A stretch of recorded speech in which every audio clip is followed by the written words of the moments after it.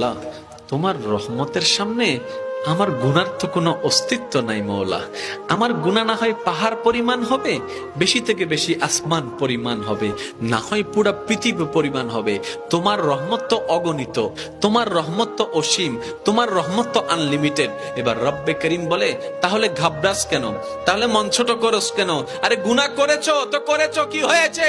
একবার তো তওবার মাধ্যমে আমি রবের দরবারে ফিরে আই, মওলা ফিরে আসতে পারবো তো? দরজা কি খোলা আছে? রব্বে করিম বলে, মরণের আগ পর্যন্ত, কিয়ামতের আগ পর্যন্ত, সূর্য পশ্চিম আকাশে ওঠার আগ পর্যন্ত দরজা খোলা আছে, দরজা খোলা আছে, দরজা খোলা আছে।